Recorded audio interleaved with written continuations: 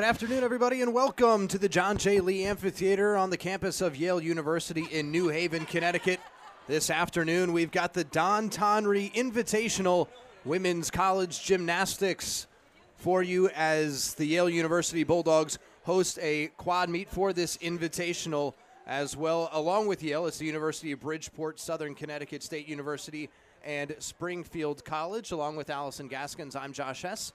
Now, Allison, there is quite a lot going on today, and of course, the main story is that it is the Tonry Invitational honoring the late Don Tonry, who was just so influential in creating a program here at Yale. He did create the program along with his wife, who is still the head coach here at Yale University. That's Barbara Tonry, the only head coach Yale has ever known since 1973, and it's a great atmosphere on hand today for this invitational. And it's the 5th annual invitational honoring Don Tonry for the Bulldogs this season. It's a special meet. It means a lot to Barbara. When I talked to her about this meet, she just had so many positive things to say, and she just wants everyone to be able to remember what her husband was able to do for Yale gymnastics. He turned it from a club sport into a varsity level sport that was able to compete at one of the best levels, and both of them truly are the heart and soul of Yale gymnastics.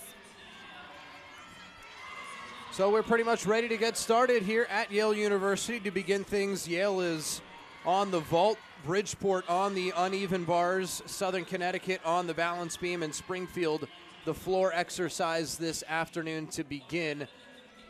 We've got a few minutes while the teams warm up ahead of the first event, Allison, but things are going to work a little differently than they did last week when Yale hosts the University of New Hampshire. That was just a dual meet.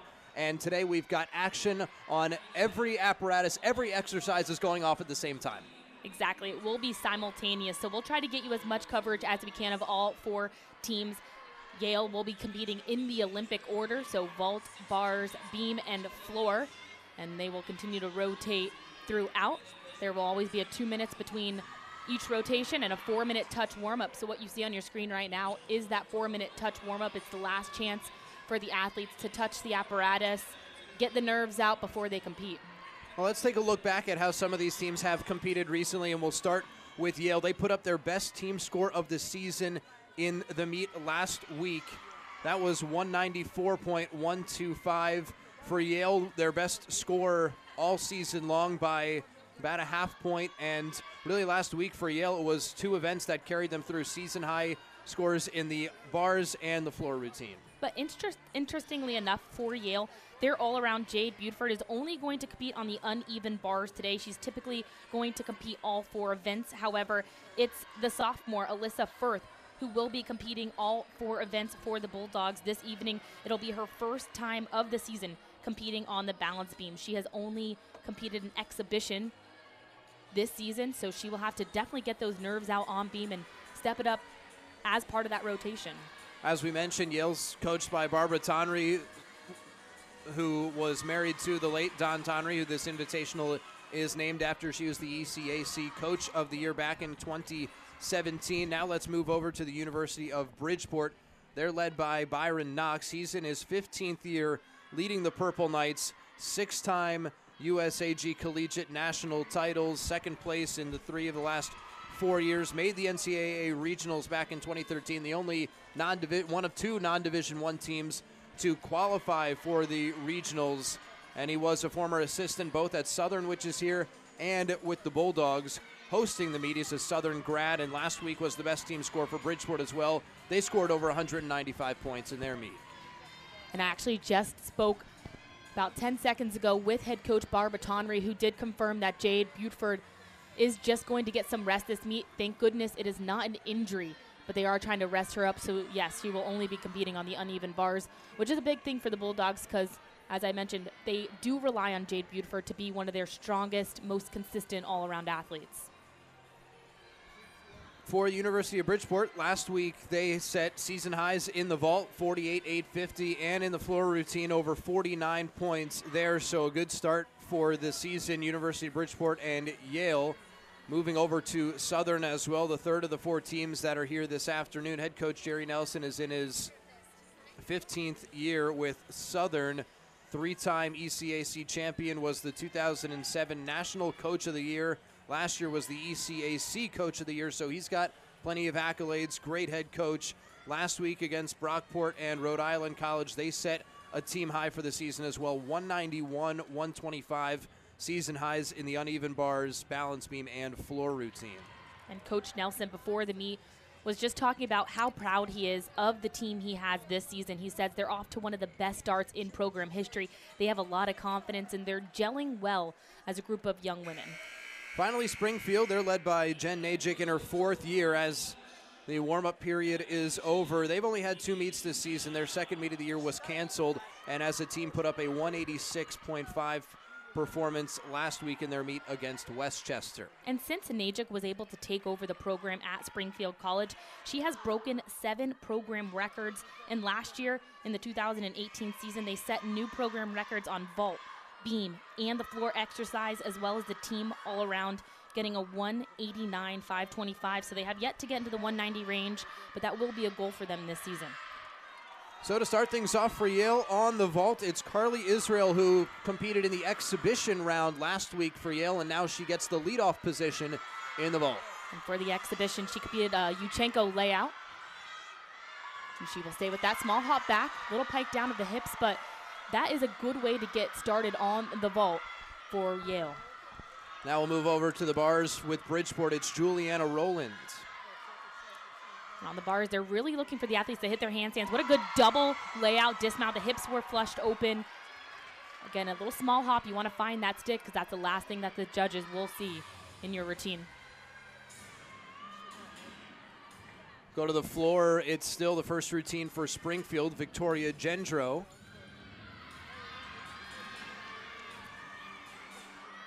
Getting set for her first tumbling pass. Typically, the first pass will be the most difficult.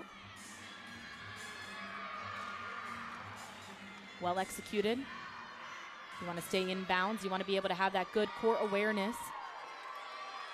So you're using all 4 corners and the entire length of the floor.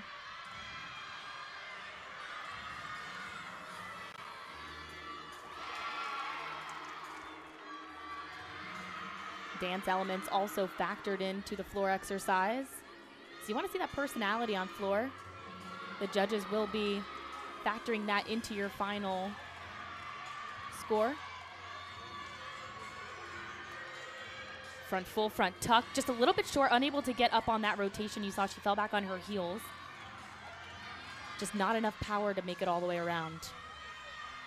And Allison, too, we hear this music playing in the Lee Amphitheater this afternoon, and that is for the floor routine. Correct, the athlete on the floor routine gets to pick the music. Yeah, and that's so much fun. That's where you're able to show your personality and what music you pick and what choreography you have on floor. And that was a good 1.5 Rudy to finish off her floor exercise. Way to clean it up and shake off that second pass on her third. So we've got all the first athletes have competed. Carly Israel was the first on the vault for Yale. Now it's Anna Jennings who gets the honors, second for the Bulldogs.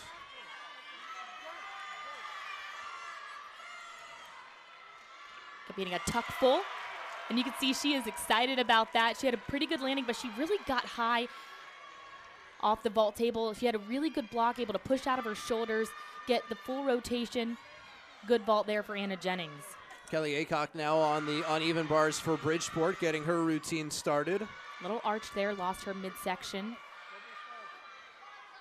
Straddle Jaeger, nice height. On those same bar release moves, you're looking for the height as well as the distance from the bar. You don't want to land on top of the bar, but just enough distance to land with straight arms. Blind change to a double back. Not a bad bar routine on that double back. You do want to see the second rotation get a bit higher than the first, but she is eating it up with her teammates. They're having a lot of fun out there for Bridgeport. Had a season high last week on the bars with a 9-8 finish, and it looked like she put together another solid routine, like you said, Allison. And there's that Tkachev. And finished up with a full turn straight into her double back dismount. Pulled her knees in tight, small hop forward, but she was able to control it.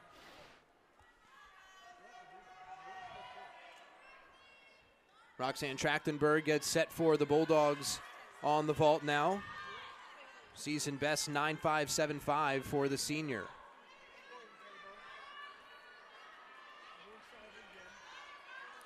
Trachtenberg will be competing a Yuchenko full.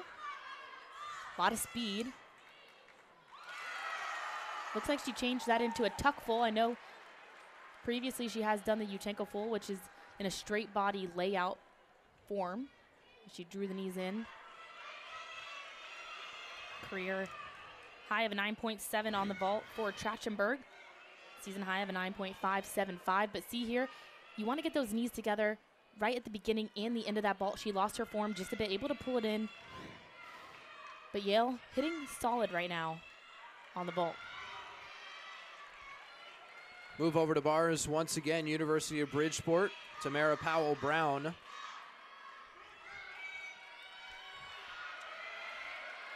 Powell-Brown, a senior, a native of Rocky Hill, Connecticut, nearby, just a few minutes up the road.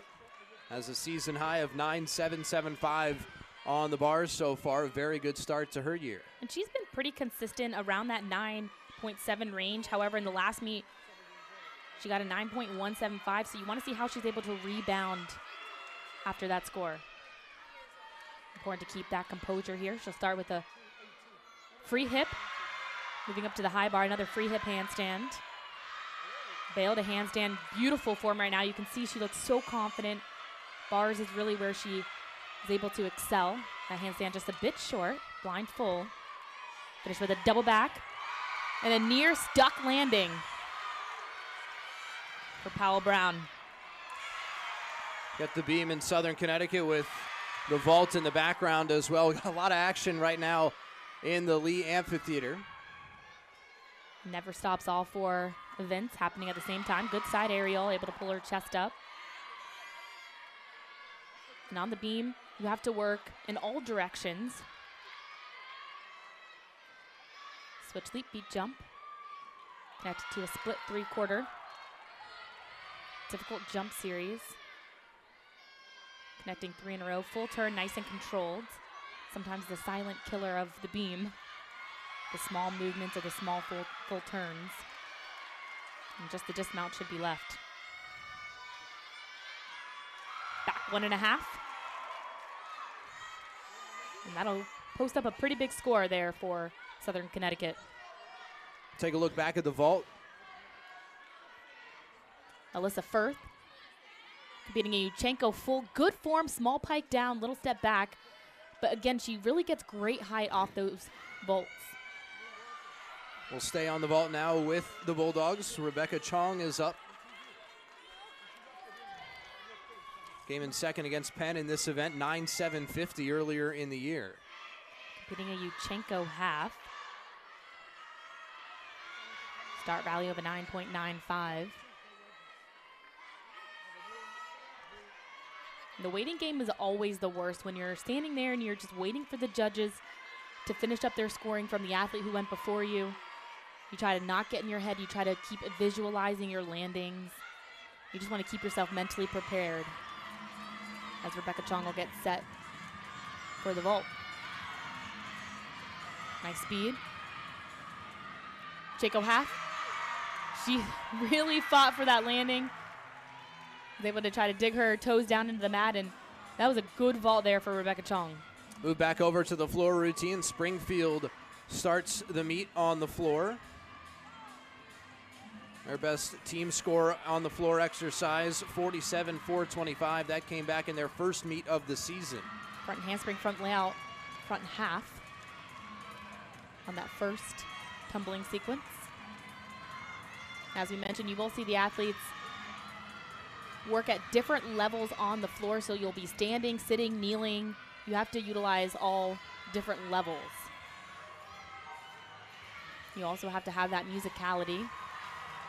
In all jumps, you want to see that 180-degree angle. Get some remixes in here too with these songs. Not just one song. It's not the same tempo throughout the entire floor routine. They kind of change it up according to the music and to gain some more points from the judges. It's a definite performance. It's where you see the most personality in the sport of gymnastics.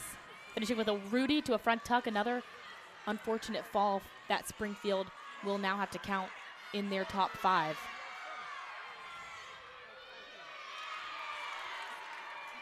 Charlotte Cooperman for Yale just moments ago completed her vault. Move back over to Southern Connecticut on the balance beam. Southern last week had their season high on the beam, 48-125. Nice front aerial connected to a back handspring step out. Took a slight pause between. You want to see more fluidity there. Good split jump. You saw she made that full 180 degree.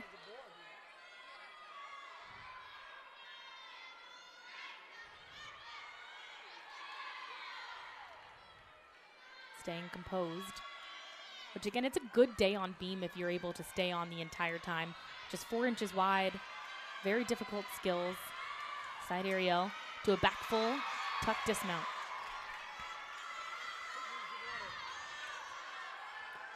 In the background there, that's Rowan Palmer, the exhibition for Yale on the vault as well. Competing a Yuchenko full. We'll get another look here at the vault. This is Charlotte Cooperman. She is in that anchor position in the 6th spot for Yale. Yuchenko full. Again, on that Yuchenko full, Yale has had an issue of just piking down a bit at the end. But overall, Yale hit 6 for 6 on vault. That was a Ginger, unfortunate miss there, just a little too far away. It's a live look now at the uneven bars and a nice landing for the Purple Knights. Yeah, able to shake it off and finish up the routine. Very important. You have to have that short-term memory in the sport of gymnastics. You can't let it get to you. You can't get in your head if you make a mistake, because then it'll continue to transcend throughout the rest of your routine.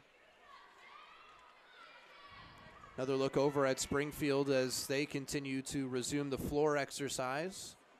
It's the longest of the 4 to get through. Yale already done with the vault. They're good to go for the next event as well. Looks like the other teams are slowly starting to wrap up on their events. Floor and beam, each a minute 30 on the clock.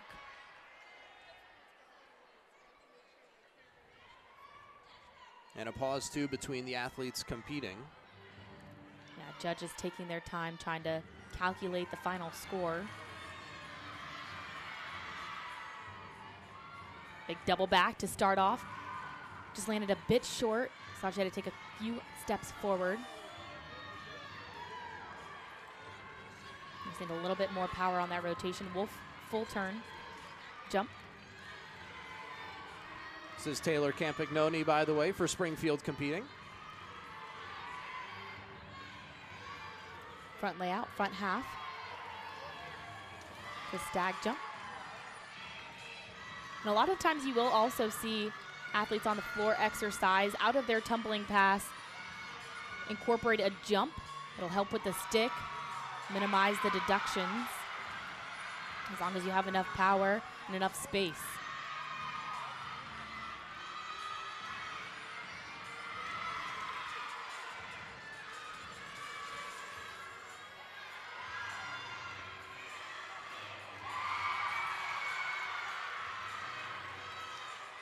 Last tumbling sequence. A Rudy to a front tuck, good stick. Slight leg separation.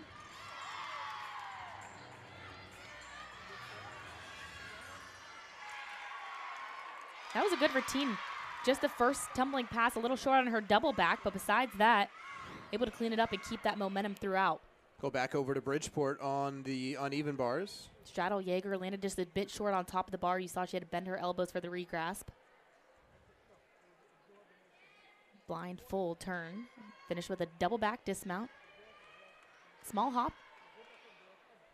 That really Not a got big deduction. And that really got the crowd going in the background during that floor routine. So now feed off that energy as well. And Allison, when we talk about the difference in timing between these events, the Bulldogs already done on the vault. Now what they get that 2-minute period to switch and then the 4-minute touch warm-up period. But this is also an extended time to just kind of regroup. What's going on in that huddle for the team? What is the Bulldogs, what are they talking about right now to get set for the next event? A lot of it is individualized. You'll take that time to visualize your routine that's up and coming. So you don't want to get ahead of yourself for the Bulldogs and start thinking about the beam or the floor, because they're moving to bars next. So right now you'll see a lot of them on the side just getting their grips on, beginning to get themselves mentally prepared to move over to the uneven bars. A free hip handstand on bars. Working her way back up to the high bar. Full turn, double back. You want to try to embrace that shock on the landing, and the landing is really created in the air. You have to find that form. You have to have that awareness of when to open up to try to control it. I believe that was Regan Dillon on the uneven bars for Bridgeport, the exhibition routine. Now back over to the balance beam, Southern Connecticut. Wolf jump, straddle 3/4 turn, jump.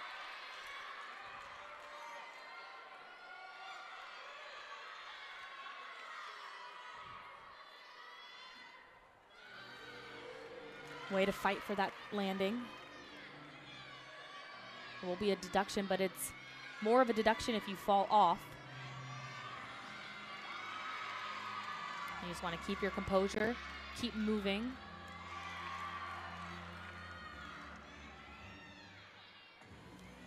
Side aerial.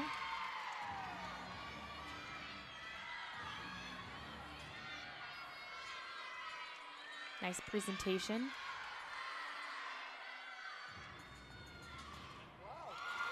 Double full dismount. Very difficult dismount and a great execution for it. Way to finish strong. Switch back over to the floor exercise. Jessica Clemens for Springfield, probably their top all-around athlete. She's got quite a resume. Is a two-time All-American in both the balance beam and uneven bars. Here she is on the floor routine. Competed in the all-around last week, so she can really do it all for Springfield. She's working very confidently through this floor routine as well. One of the strongest floor routines we've seen yet from Springfield.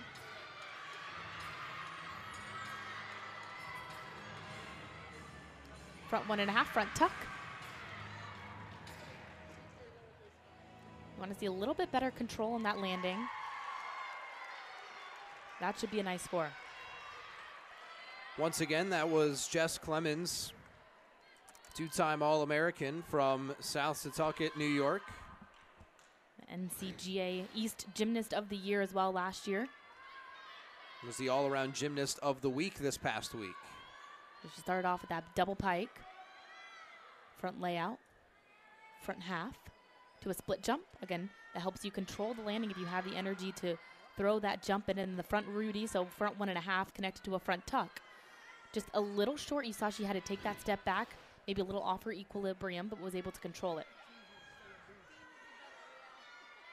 So Jessica Clemens all set on the floor exercise. Next for Springfield will be Allie Rushlow. Bridgeport still on the bars.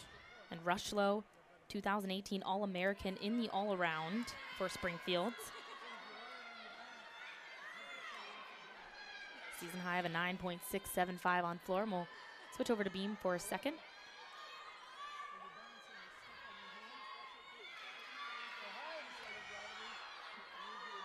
Nice lines. It's Jordan Polokin up on the beam. Almost lost her balance there, a little balance check. Chest dropped a bit too low. A way to stay tight. Front aerial. Connects to a back handspring step out. Nice and controlled, beautiful execution. Working through this beam routine very well. Again, on beam, you want to see that consistent movement. Again, another balance check, just kind of lost her core. Made a good save again. And on those saves, you really are just gripping the beam as strong as you can with your toes, doing everything to keep your body tight. And they make it look pretty easy, Allison, but as you mentioned before the meet started, it's only a 4-inch beam across, so it is by no means easy. It's hard to just walk across. We saw one of the Yale football players hop up at the top of the meet for a second. He immediately got off, I think, once he realized how difficult it was to even stand on top of it. Nice finish on the beam. We'll go back over to Rushlow on the floor exercise.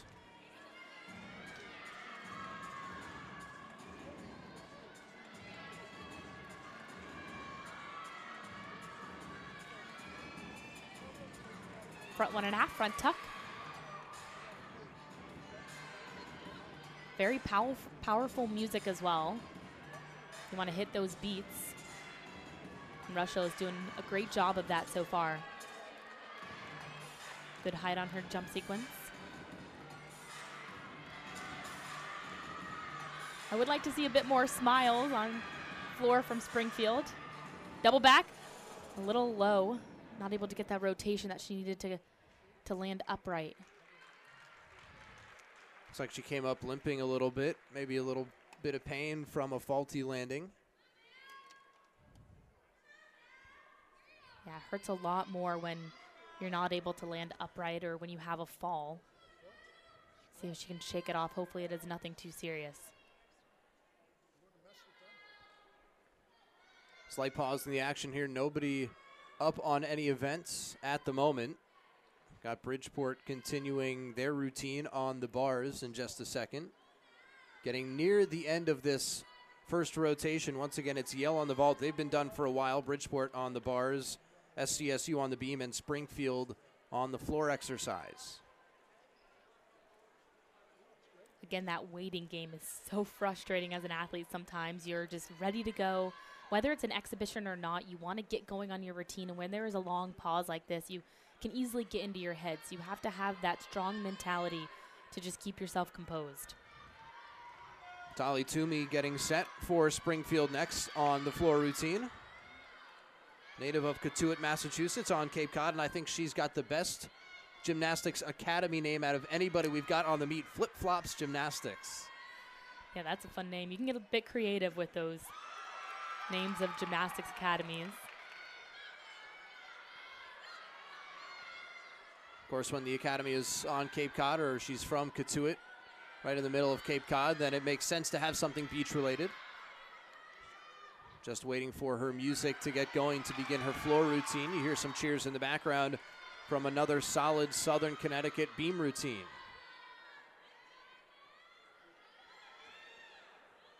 It's really difficult also to start in a quad meet on balance beam. Sometimes you want to get those jitters out on the vault or the bars or floor, anything but beam. So when you have to start on beam and you're able to hit all 6-for-6 routines, it's a big confidence booster. Is there almost an advantage of hosting the meet for Yale? Maybe they got to choose the order in which they wanted to compete or which event they wanted to start on? And the host gets to work in that Olympic order. So that's the standard order of gymnastics. You're going vault, bars, beam, floor. That's what they do in the Olympics on any international competition. So yeah, there's definitely an advantage to hosting a meet because you do get to compete in that traditional Olympic order. Huge double back. Check out the height on that. Toomey's got a pretty good season high in the floor routine. 9.825 came in back in the first meet. Great start for her.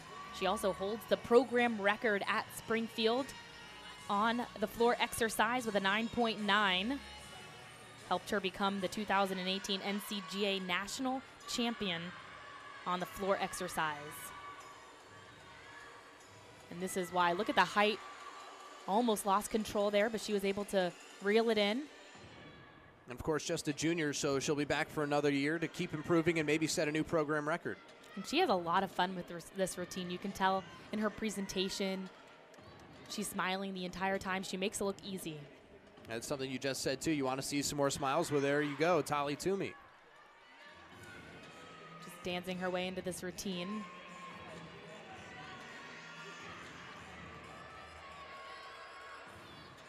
Just one tumbling pass left for Toomey.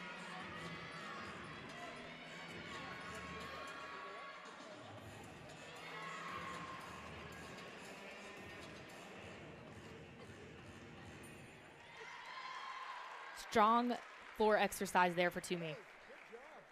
Season high of a 9.825, and that should post a very good score for Springfield. Which is why they leave her in that anchor position, that 6th position. That's really the spot where you want to dare the judges to give you the highest score in that rotation for your team.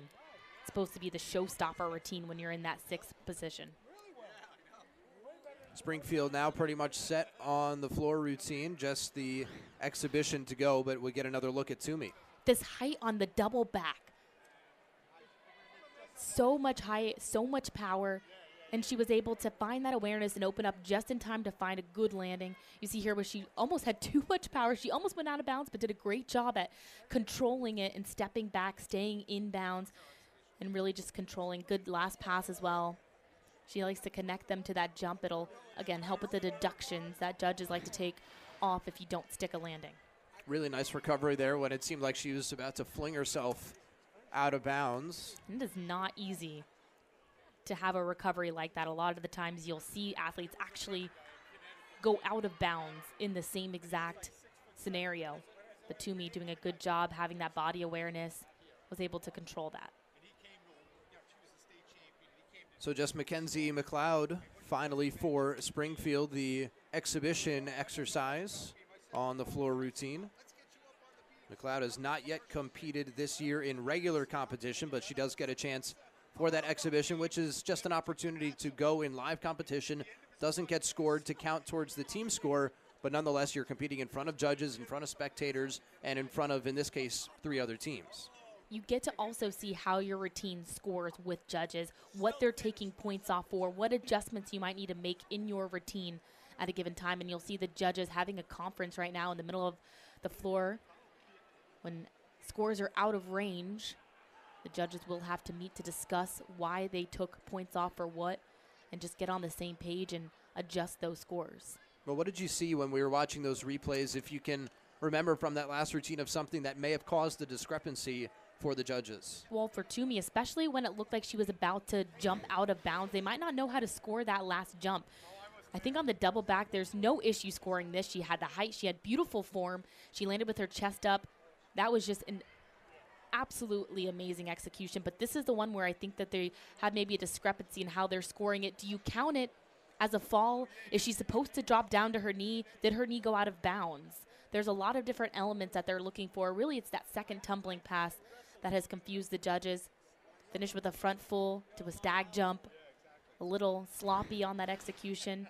Not quite tight in the core. So they're just trying to clean up how they were judging, I believe, that second tumbling pass. And, of course, they don't have the advantage of replay and a slow-mo to see where her knee actually landed, and the judges sit on opposite sides of the floor, so one judge has a better angle to see where her knee may have gone compared to the other. A lot goes into it as Mackenzie McLeod is now ready for her final exhibition exercise. A great opportunity, really, again, in the exhibitions. I love that they allow the athletes to do this. It gives you that experience. It lets you get those jitters out. And your score doesn't count yet, but you learn so much from an exhibition routine.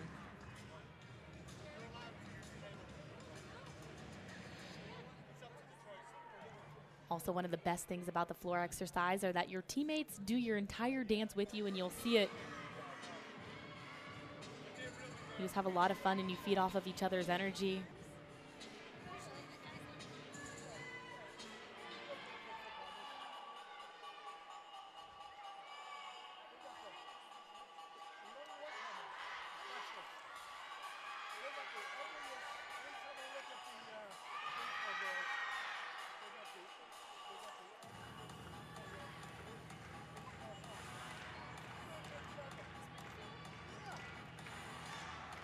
Very engaging routine also with the music. Definitely get a home crowd involved.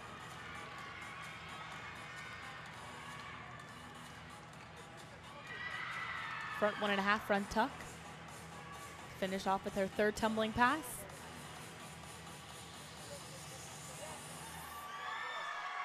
And that will do it for, I believe, rotation 1 across the board. A great start there on all fronts. All 4 teams had a good start. A couple of hiccups here and there. Of course, that's what's going to happen when you start off a quad meet and an invitational like this. A lot of pressure on all sides. May not be used to starting on a certain event. But nonetheless, that does it for our first rotation here in New Haven. Back in New Haven, Connecticut, ahead of the second rotation in this Tonry Invitational this afternoon. Hope you're enjoying the start to this meet so far. We've got through one rotation. It's the University of Bridgeport on top with a 48-850 score. They were on the uneven bars. SCSU, well, it's Yale in second with 48-1. They were on the vault. Then SCSU 47-7 from the balance beam, and Springfield on the floor routine, rounding out the order 46-4. .500. Allison Gaskins, why don't you walk us through some of these highlights from the first rotation? So getting started in rotation 1. Springfield had a couple falls on floor that they had to count, but they were able to pull it out, and Toomey had a great last floor routine for them. A couple of big passes, nice connections on bars. Bridgeport was just so dominant. Free hip to handstand there, nice and controlled. They didn't have to count a fall. They did a really good job at trying to stick those landings. A couple times just a bit off, but overall solid bar rotation for Bridgeport. For Southern Connecticut on beam, they looked pretty good, but Yale getting just a 48.1 on vault. That is their lowest of the season. So that's something that they're going to have to try to make up for now on the uneven bars. And the Bulldogs, too, over the last 2 weeks have gone down about 0.2 points in the vault as well. They started off the season 48.35 range, and then last week 48.175, and now 48.1 this afternoon. So not a hot start for Yale. On the other side for Bridgeport, they did well on the uneven bars, season high of 48.725, came away with a 48.850. So that's a season high for Bridgeport on the bars. And for Bridgeport, that's really going to set the pace for this meet. They started off strong on the uneven bars, but you'll want to see how they can keep that momentum going here on balance beam, because that's the silent killer of the 4 events. We know that that's where the most mistakes are made. So if they're able to keep that composure going from the bars to the balance beam, then they have a really good shot at staying in the lead. Kelly Tereshko set a new season high for herself, a 9.825 on the bars. Her first time around. Her previous season high was a 9.775, which she set last week. So she continues to improve for Bridgeport, the graduate student who transferred over from Ball State in Indiana.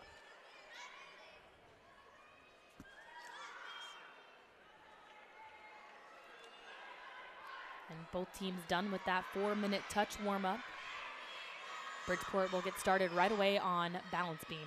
On this second rotation, it's Bridgeport on the beam, SCSU moves to the floor, Yale on the bars, and Springfield over to the vault following their start on the floor routine. And right now for Bridgeport, it's Delaney Cahill who begins on the beam. When you're in that leadoff position, they are expecting you to hit, set the pace, especially on balance beam. That is where the leadoff spot is the most important. So they're trusting Delaney Cahill with a lot here in that leadoff spot. Had a 9.825 last week, well above her season average.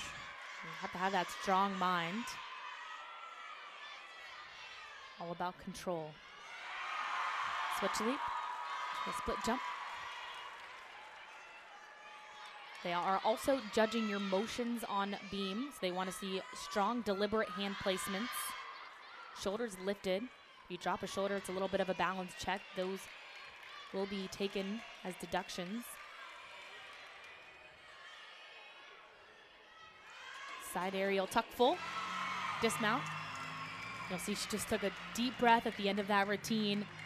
That's exactly what you want from your leadoff. You're not necessarily expecting to get the biggest score of the rotation, but you want them to hit. That is exactly what Cahill just did.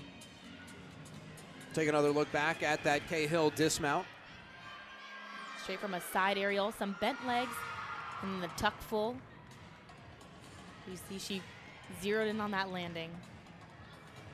Here's Alyssa Firth with a double back dismount. And that was a stuck landing from Alyssa Firth. She fires up fires up all of her teammates as well. Next up on the bars is Lindsay Chia for the Bulldogs. A first-year athlete who has been battling a bit with a hip injury before their first meet of the season, but she is an all-around athlete, so they're working to get her back to all 4 events and healthy. Had a 9.650 against Penn a few weeks ago for her season high on the bars. She'll be doing also an exhibition later on the balance beam, which is her favorite, get this, her favorite event. Not many people say that balance beam is their favorite event, but Lindsay Chia knows what she likes. Springfield looks pretty solid on the vault to get started. Yeah, that was Jessica Clemens, who we just saw. Hopefully we'll get a replay of her vault in just a moment, but as we talked about during her floor routine, one of the top all-around athletes for Springfield, and now we will get another look A lot of speed. Again, on vault, you're looking for distance from the table as well as height. Just Yuchenko layout.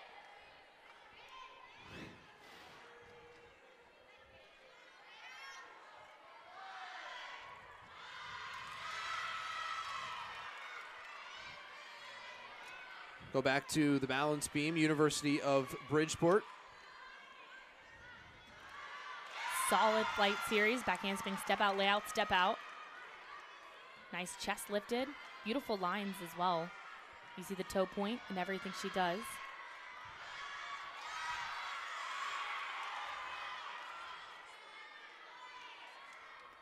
Bridgeport really looking very confident in this meet. Working the entire length of the beam.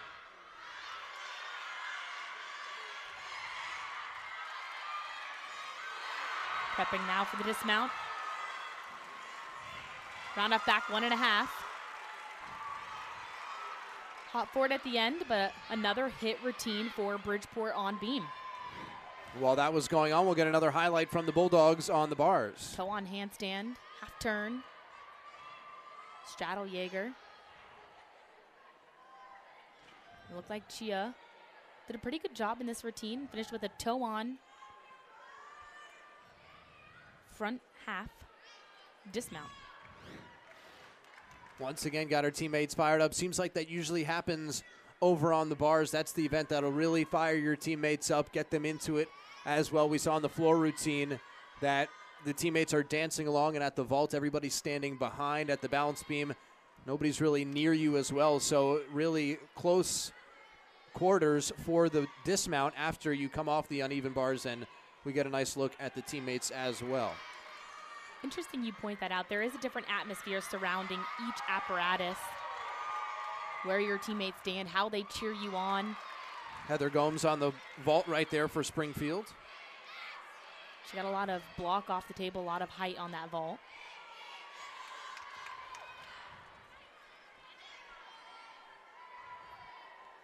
Once again, the judges are talking over the floor routine to try to straighten something out. Slight delay there. Times on floor already as well in this meet. When Springfield was over there on floor, we saw a couple of the judge conferences. When the scores are out of range, again, that's when that will happen. Judges is trying to make sure they're all on the same page. So here's Juliana Rowland for Bridgeport now on the beam. Solid full turn.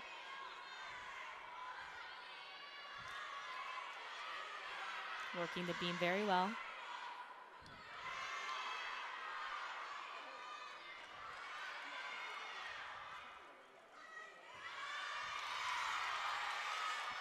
Strong flight series.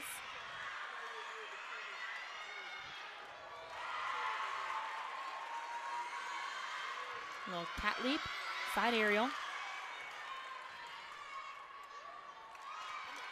The background there, you got to look at Allie Rushlow for Springfield on the vault.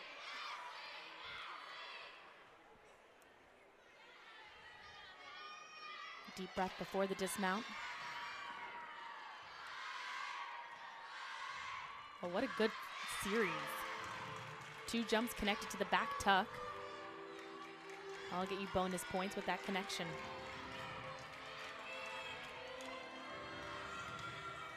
Now comes the dismount. Double back dismount. So a double full to finish off another solid routine for Bridgeport. If Bridgeport keeps this up on beam, it will be very difficult to catch up to them. Here's Jade Buford on the uneven bars for Yale. Buford only competing bars today, typically the all-around, as we mentioned at the top of the broadcast. Good full-in dismount, a lot of height. Hop back, but you see Jason Collins, assistant head coach for Yale, also happy with that routine. Able to get Buford a good score for Yale.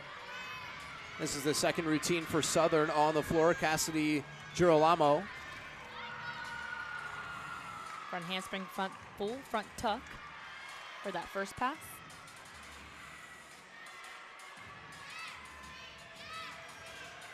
You do have to have a good variety of elements, so a lot of the times you will see the athletes tumble both forwards and backwards. And good distribution of elements as well on the floor exercise. She had a really good meet against Brown a few weeks ago. set season highs in every event, including a 9.625 on the floor. And you'll see that happen a lot, especially in the sport of gymnastics, where you're just rocking it one meet. You're on, you're hitting it, you feel good, and you'll get all season highs. On bars, a very high and strong Ginger.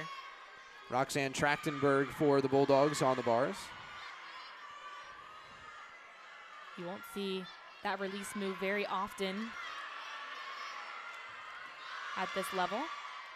Double leg dismount. Very solid routine. Very difficult routine as well, especially with that Ginger where they're doing a back salto with a half twist. A lot of the times you'll see the Jaegers. But Trachtenberg has a very nice same bar release move. Here's the sophomore Catherine Duran from Oakville, Ontario, Canada. Switch leap, split jump. And on beam, it should also always look effortless. You want to see consistent movement.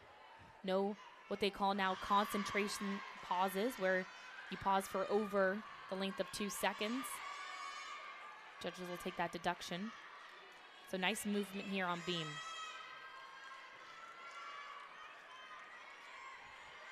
Springfield has run through everything on the vault. They're all set. Nice dismount as well for Bridgeport. 1.5. Twist for the dismount. Bulldogs still competing on the bars. JC Baldovino up next for Yale.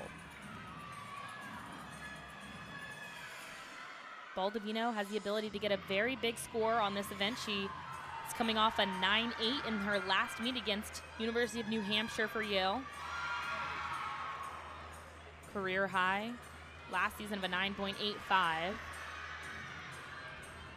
She was the ECAC Rookie of the Year as well, and well-deserved. She had a very strong first year at Yale last year. Blind change to a pike Jaeger. A little too close to the bar on that release. She didn't have enough distance for the re-grab. Take another look here. On that pike Jaeger, you want to release at your highest point. You can see just a little too much on top of the bar. She wasn't able to get a good grip. They've got that extra mat underneath that sometimes they'll slide in and out, and whoever was doing it thought that she had landed it cleanly. Unfortunately, just pulled it out a little too quickly. But you'll see that in a few different events on the floor routine as well, that you can put an extra mat as long as it's inbounds. No part of it goes out of bounds that the athletes will touch. It's just another safety precaution. Exactly, and on bars, you have 45 seconds to get back up after a fall. The Baldovino getting up quicker than that. They give you those 45 seconds to just rebuild that stamina, because it takes a lot of energy to perform a bar routine. Way to get back up there and finish strong for JC Baldovino. A beautifully stuck landing at the end following a fall earlier on in the routine. Unfortunately, that fall will be a 5/10 deduction. So Yale will not want anyone else to fall, because then they will have to count one in their top 5 scorers. This is Maya Reimers now on the beam for Bridgeport. Bridgeport looking very solid. Incredible series connections there. This is the Purple Knights team coming off their best score of the season against Brown last time out, 195.075. So much height and power on that dismount. No issue getting the full twist, the double twist in, rather. Did have a fall, though, earlier on in the routine. Allison, what went wrong here? Back handspring, step out, layout, step out. You can see she just kind of lost her balance, her equilibrium. As soon as you drop a shoulder, your hip lifts a little bit or drops down, you just completely lose that balance. Any inch makes a huge difference, but that double twisting dismount was a way to finish strong. Now Jessica Wang, the last competitor that will count for the Bulldogs. Still have Kendall Toy, who does the exhibition, up next for Yale. But first, it's the senior from Chino Hills as the last Yale competitor on the bars that will count towards the score.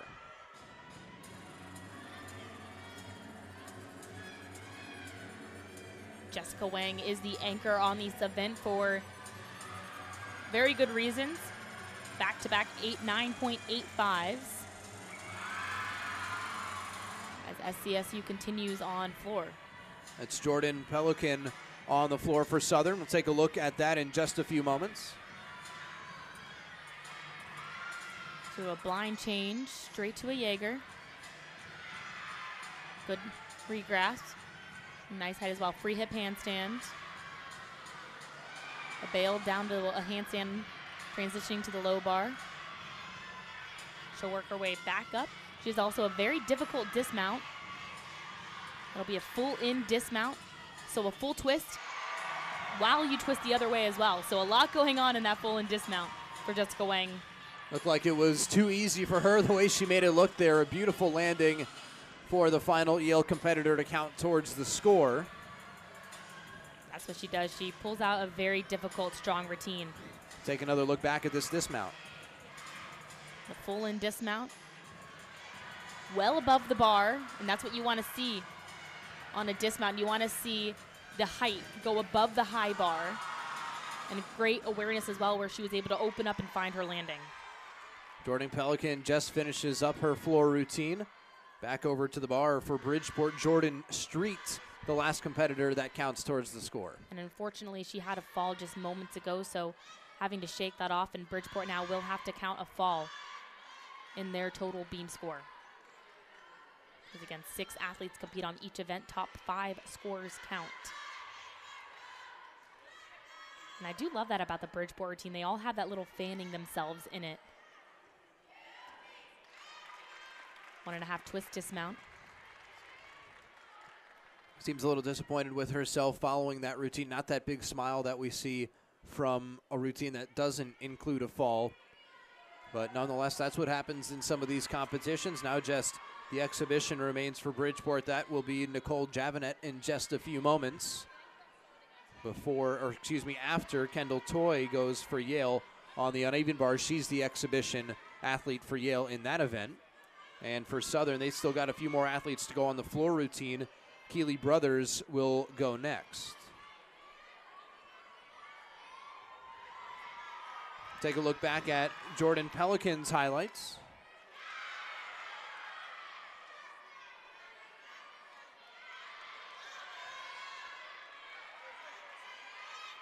Front 1.5, front pike landed short. Dropping almost down to her heels.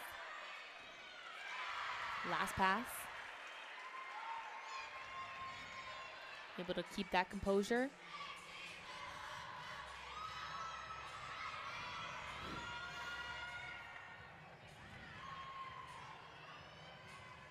As the Owls continue on floor.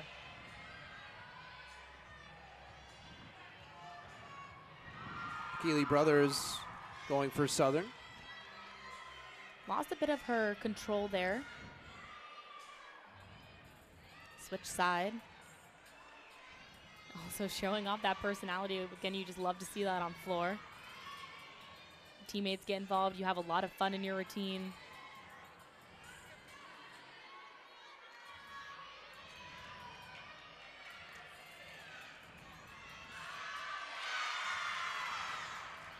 Difficult last pass, but well executed.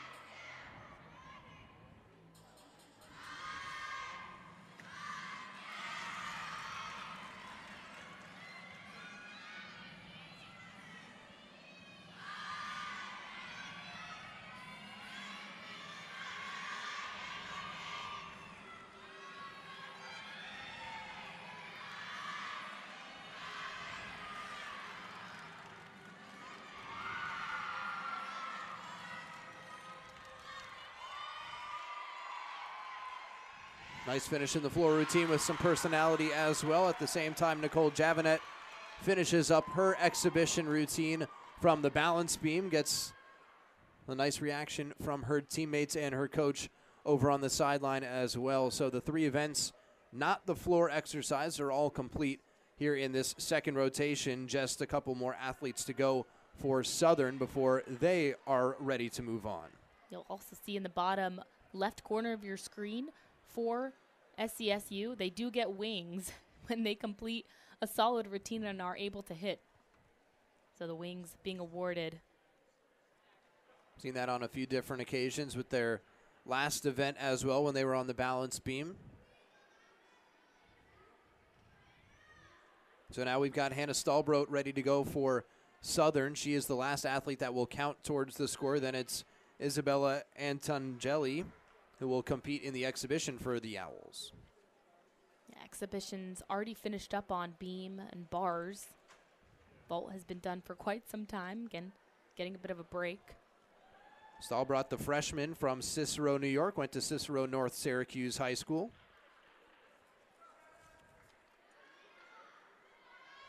Season high on the floor routine, a very good score, 9.825.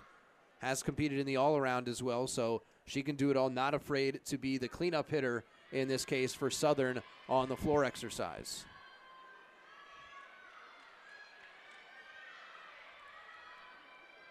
Not a lot of the times you do see the all-arounds also double as the anchor. Typically, an all-around athlete gets a very high score in all 4 events, but not necessarily the highest compared to an athlete who is specialized in one given event. Last year at this event, the Tonry Invitational as a whole, they finished 3rd out of 4 teams with a 191.825.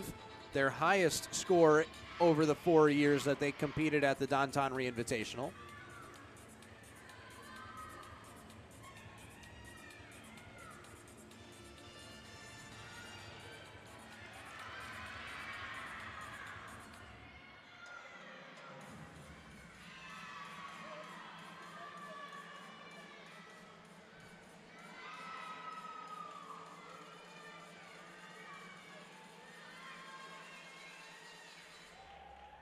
I love that sequence she just did. Very different, very unique.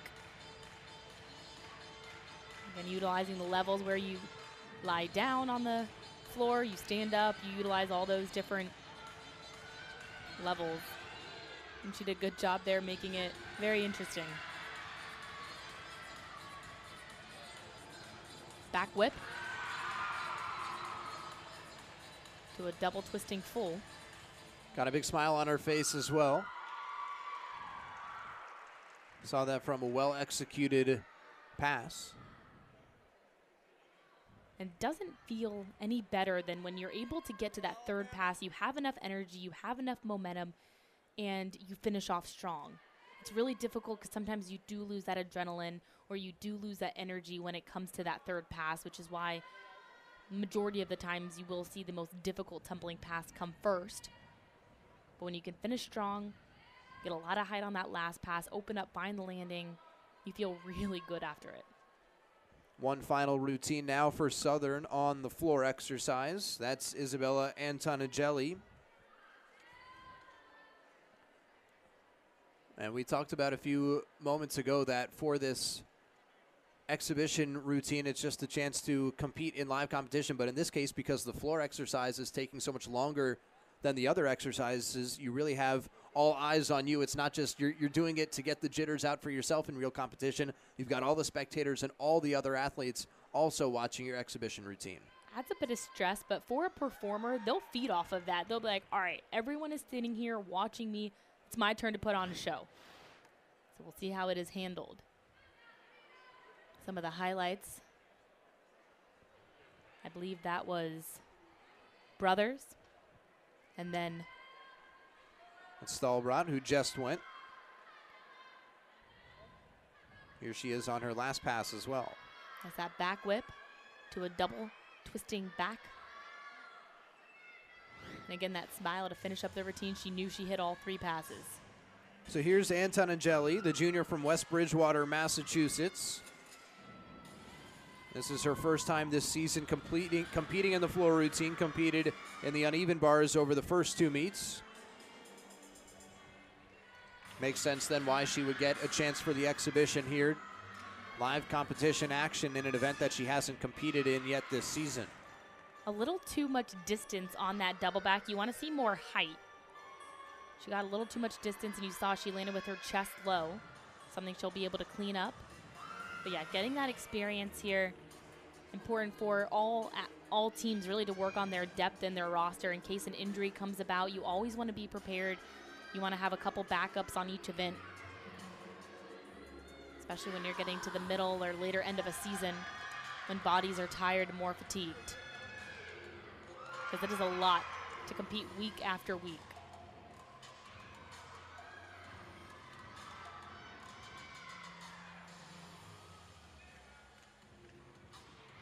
See her teammates dancing along with her. Even though she can't see it, she can feel their presence urging her on in this routine.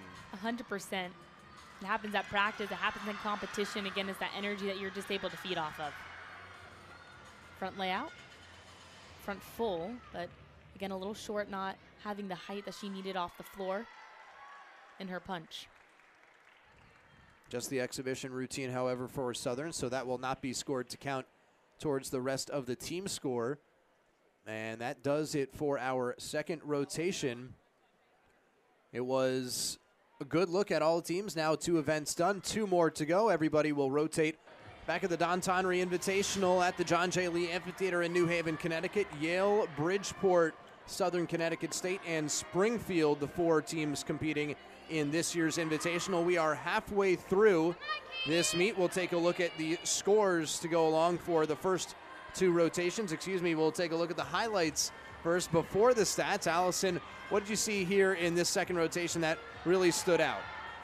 Well, SCSU looked pretty good on floor. They got a lot of height on their tumbling passes throughout. They put on a really good show. But the biggest thing that really stands out to me, which we'll get to in just a second, is the balance beam for Bridgeport.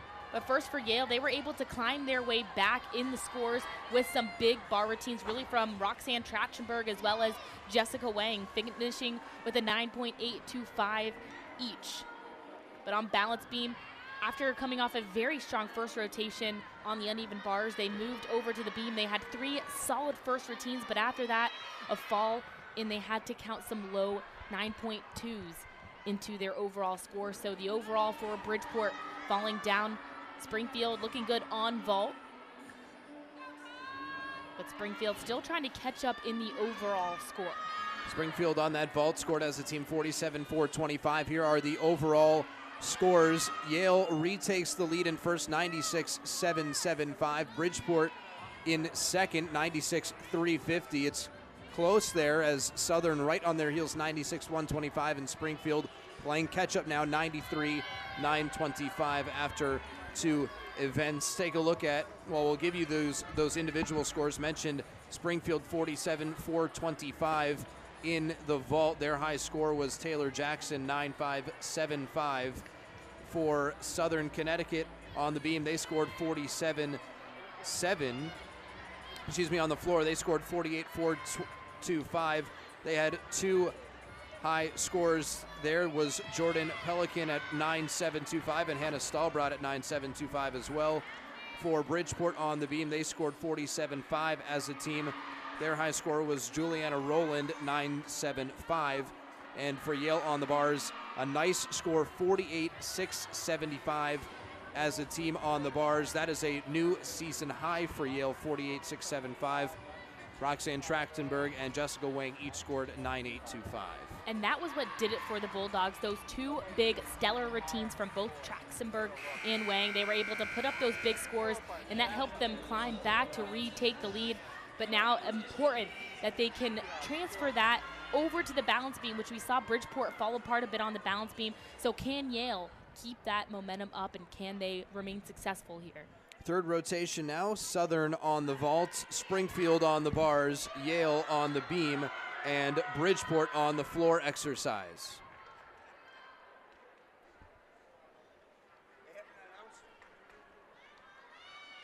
So we'll start with a look at Bridgeport on their first event here, the floor exercise. Molly Grau will start for the Purple Knights. Start her event right away before all the others. Once again, this is Molly Grau, the sophomore from New Jersey. Bridgeport having to shake off some of those falls that they had on balance beam. And this is the place to do it on floor. Get that momentum, regain that energy.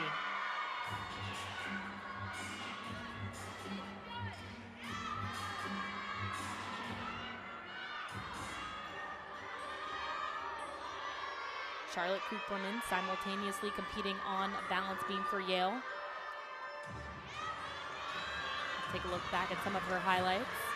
And she has a very interesting story, which we'll get to in just a moment, for Charlotte Cooperman. But there's that fanning yourselves. Dance move that the Purple Knights have been using all meet long. Another good tumbling sequence. A lot of power. Important for that lead-off athlete to be able to just hit all 3 passes, keep your chest lifted, get a hit routine, start off on the right foot. Front 1.5 front tuck, might have taken a step out of bounds. And that's a 10th deduction for each step out of bounds. Pretty much everybody's first routine ended at the same time. Taylor Jackson on the uneven bars for Springfield. Katie Borsellino on the vault for SCSU. And as you mentioned, Allison Charlotte Cooperman just finished up on the balance beam for Yale. Next up is Kiara Elaine for the Bulldogs. So Charlotte Cooperman last year had an injury where she did a no hands beam routine. So she still competed beam, but without her hands. So this year she said, I'm finally able to do the beam routine that I want to do. Good back handspring, step out, layout, step out, little balance check again, drop the shoulders over to the right side, but was able to square them off and finish strong. Definitely helps to have the use of your hands in the beam routine.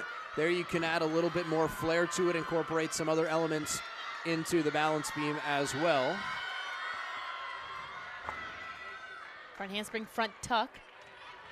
Happening on a vault you just saw in the back of your picture. That's Bella Lanata for SCSU, just completed her pass. Start value of a 9.9. That'll count as a fall. Just came up a little short on the landing there as Kiara Elaine ready to take over on the balance beam for the Bulldogs. Elaine, the senior captain for the Bulldogs this year, and she is so sweet. She has such a good personality. When I got to attend their practice, she was just such a great leader. Everyone was able to listen to her. She was so organized, and she had the entire team in smiles. They're just getting everyone pumped up for the upcoming meet. Kelly Tereshko has started her floor routine for the Purple Knights. That's her in the background, the music that you can hear in the Lee Amphitheater as well. Now Kiara Elaine takes her spot on the beam. Sarah Murphy also almost ready to go on the bars for Springfield. She'll start right off the bat in this routine with her back handspring layout. Back handspring step out, layout, step out. She's very consistent as well on the balance beam. She has a lot of strength and a lot of power and a lot of awareness. Side aerial, again, a balance check, and not often do you see Elaine ever fall off the balance beam. Just lost her composure, lost her chest on that side aerial.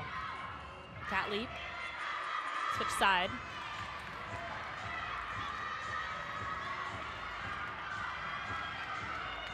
She's a competitor and she will be able to shake that off. Full turn, remaining solid. Beat jump, split full, difficult jump connection. Just the dismount remaining now for Elaine. It'll be a front full. Small step back with that left foot. You want to see that stuck landing. She had her hips where they needed to be. She landed up high, but still was able to take that step back, which will be a slight deduction. Take a look back at the floor routine from Kelly Tereshko. Tereshko getting height on that double pike. Not controlling the landing as much as you would like to see, but good height, good sequence there with the double back. And our third and final pass. Rudy, back whip. The front 1.5 to a back whip to finish strong. Little point at her teammates as well right at the end of the routine. This is Alana Calabrese for Springfield, the third competitor to go in the uneven bars. In the background, Alyssa Firth, almost set to go for Yale on the balance beam. We've had 4 competitors go for Southern already on the vault. And Kelly Aycock on the floor starts now for Bridgeport, their third competitor.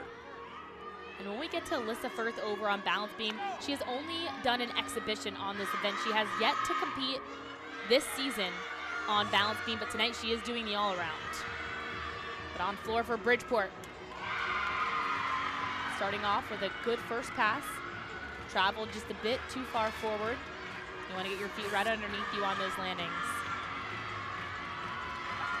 But I like the smiles. I like the personality that's coming out.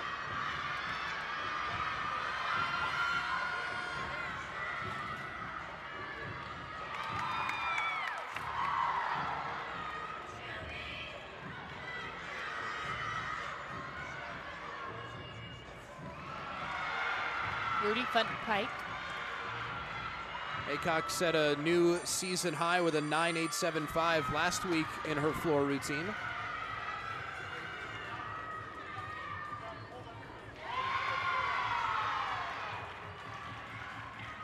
And she's looking confident on this event.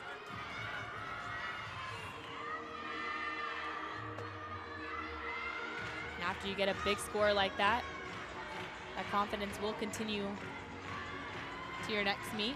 You can feed off of that.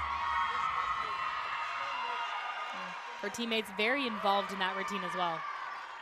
Go over to Alyssa Firth on the beam midway through her routine.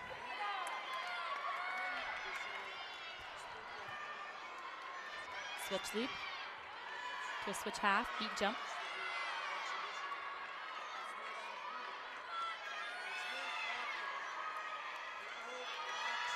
And I love the competitor that Alyssa Firth has become.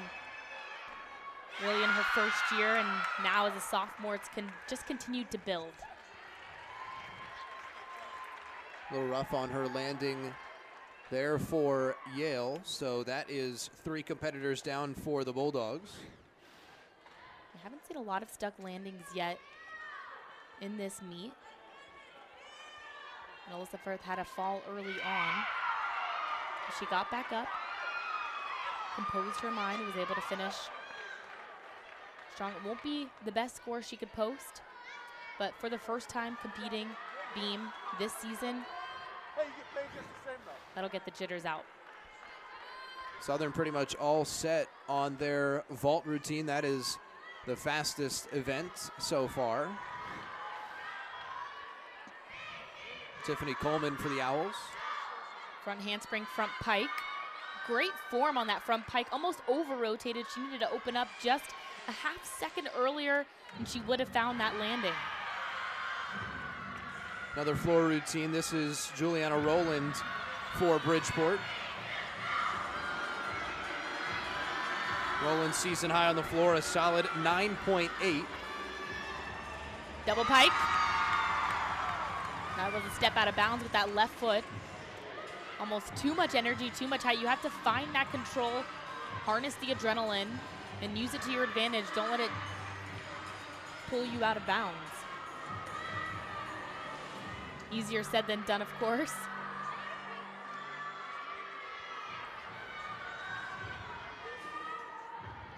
Front layout, front full. Continuing well in this floor exercise. Bridgeport definitely looks more confident on floor than they did on beam, so that's an improvement from one apparatus to the next.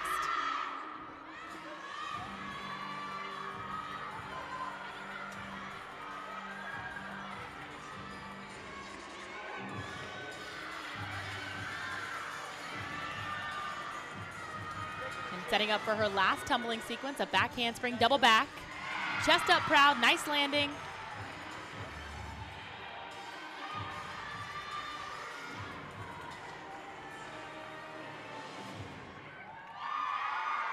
Bridgeport remaining strong on floor. Take a look over at Jessica Wang on the balance beam for the Bulldogs, senior from California. Couldn't finish her routine with a stuck landing. Looks a little disappointed at the end there as well. So 2 more competitors for the Bulldogs. Next up is Emma Firmstone. Front aerial there, connected to a back handspring step out, layout step out. Another fall that Yale unfortunately has had now on beam. And most likely that will be the dropped score with 2 falls coming from Wang. Well, you talked about it early on, Allison, that this is usually the toughest event to have, especially when you start on it, but it's very intimidating. And a conversation with Barbara Tonry there and her next athlete, Emma Firmstone. Important that Coach Tonry was able to take that time and talk with Firmstone, because having to go after multiple falls get in your head a bit. So she wanted to make sure that Firmstone was strong-minded and that she was ready to go compete. If you feel that pressure to have a really good routine. That's Lena Morant getting set for Springfield after a slight delay on the uneven bars. She'll be the 4th competitor to go when she does begin her routine. On bars, mounting up to the high bar, free hip handstand. And on bars, you're really looking again for that fluid motion. So the bar routine consistently is moving. You want to see those hit handstands and form in the air.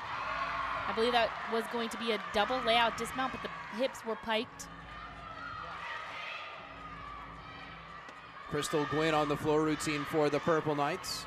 Got her teammates involved with a little double clap there to get a UB chant. This is a routine that the other UB athletes are really getting into on the sideline. Just a freshman from Florida. Double back. Travel just a bit too far back on that. Again, it's that landing that has been difficult to control for Bridgeport on floor. Landings, as we mentioned earlier, are created in the air. It's created when you can find that awareness and find when to open up so that you can land with your feet right underneath you. Gwynn very solid on the floor routine. Season high 9.875 last week. Averages a 9.788 on the floor.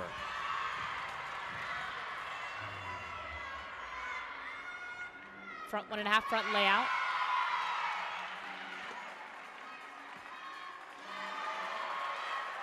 And floor is looking good there for a finish.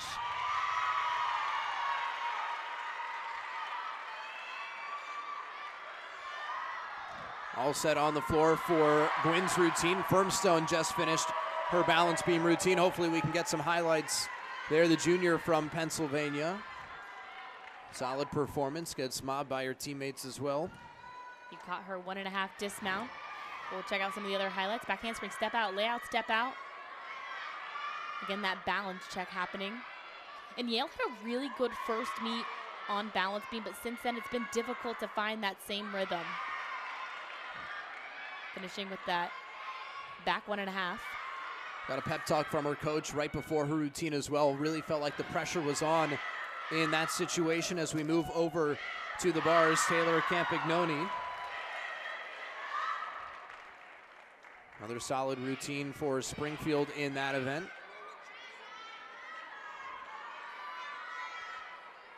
JC Baldovino now getting set to go on beam. Baldovino with a season high from that first meet with a 9.775. Career high, though, of a 9.925. Last year, as a first-year athlete at Yale, she was able to pull that big score out. Part of the reason why she was the ECAC Rookie of the Year. Not an easy accolade to get. This is a very competitive area of the country when it comes to gymnastics. She was a second-team All-American as well on balance beam. So there's a lot of accolades on this event. And I love watching Baldovino compete. So solid, nice flight series. And her beam routine just looks so effortless. Baldovino does a great job at not showing the work on her face either. I was about to say, a really relaxed face. Switch ring to a beat jump. Very difficult. Very loose but composed at the same time. Exactly, and that is what a beam routine should look like. Effortless, but very strong. You can see how she presents herself as well. She always has her chest lifted up proud.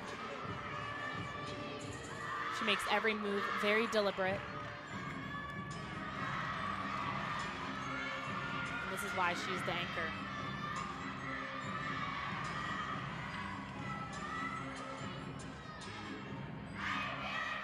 Cat leap to a gainer full dismount. Stuck landing. What an incredible routine you just saw there from JC Baldovino. She was able to pick it up after Yale had a couple falls on this apparatus, but she went up there so strong, so composed. And check out this gainer full, stuck landing, no deduction for drawing your heels together, so that is the definition of a stick. You made it look so easy. You and I could do that, Allison. I think that was one of the best bar routines we've seen, beam routines we've seen all afternoon here at the Lee Amphitheater. That was a ganger connected straight to a bail down to the low bar. Bonus points there on bars. And another stuck landing. Double back dismount, very difficult bar series that we just saw. Here's a replay of Maya Reamer's floor routine for the Purple Knights. A lot of height for that first pass. And that's what you want to see on floor. You want to see the height, you want to see the form in the air. That's what the judges are looking for, as well as the landing out of a pass. Now we're getting into that exhibition time here, although the vault has been completed for a while for the Bulldogs on the balance beam. It's Lindsay Chia against the exhibition. Alexis Richardson will be doing the exhibition in just a few moments for Bridgeport on the floor exercise, and Leah Jewett on the uneven bars for Springfield.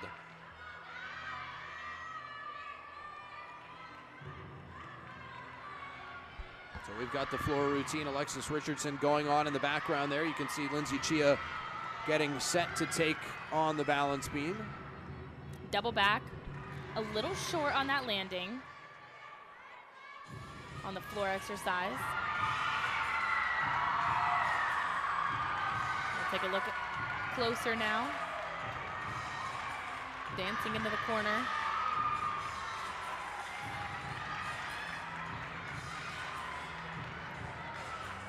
A whip back to 1.5. Switch side, straddle half.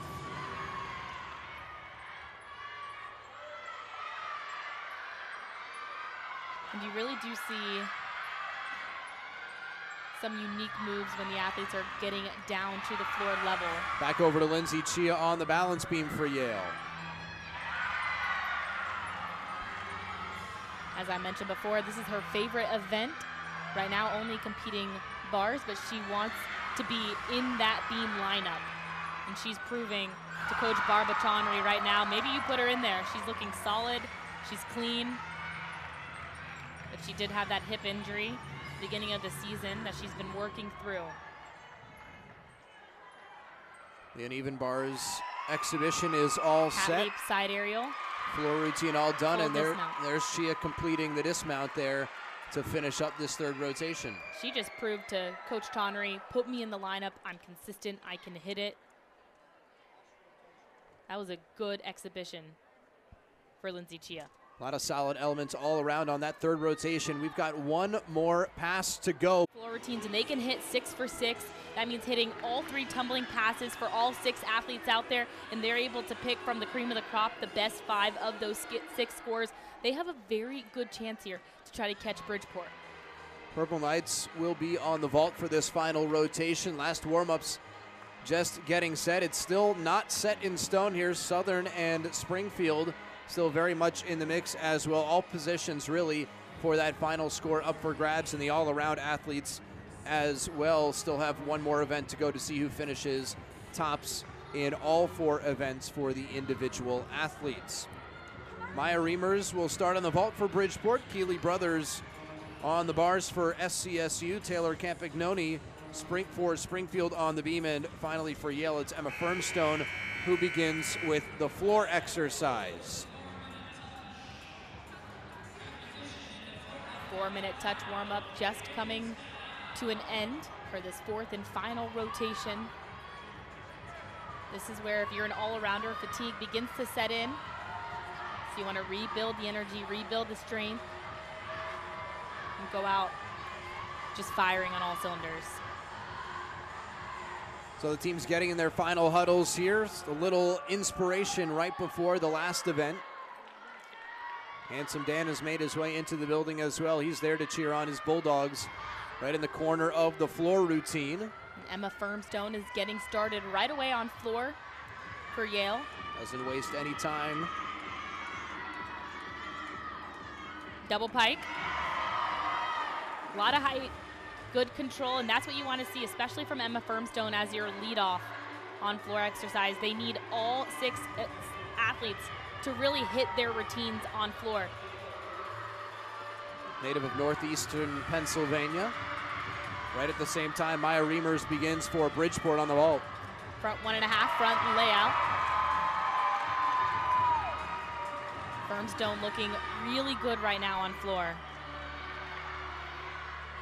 And in that leadoff position again, you really want that consistency.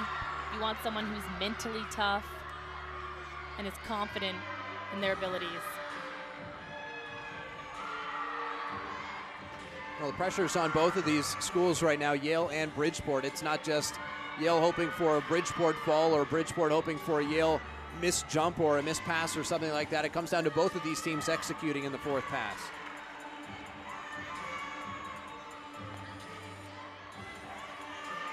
One more deep breath before a final tumbling pass. And that was a hit routine for Yale. Exactly what Coach Barbara Tonry wanted to happen starting off this floor exercise. Senior from Atlanta, Georgia, up next for the University of Bridgeport. Maritza.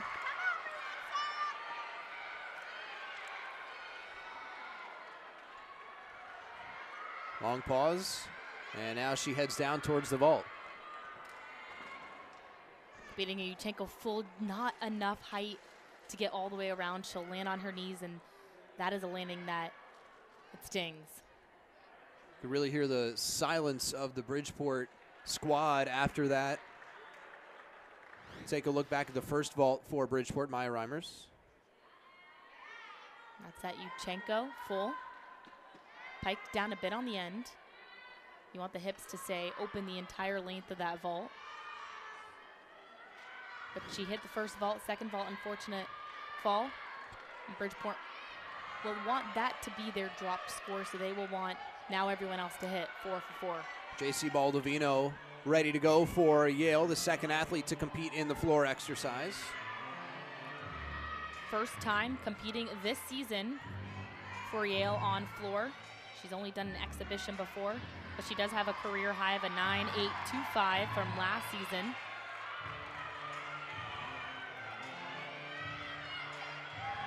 Round up back handspring, double pike. Good rotation, able to stay in bounds. Again, that's key, especially with the power that Baldovino has. To harness it, to control it.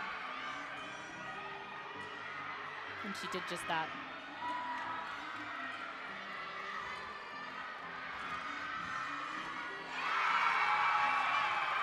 Their big cheer in the background from a nice stuck landing on the vault from Barbara Dykakis.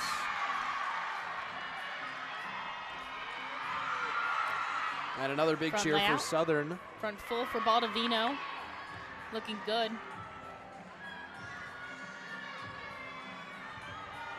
Southern cheering a successful routine from Cassidy Girolamo on the parallel bars.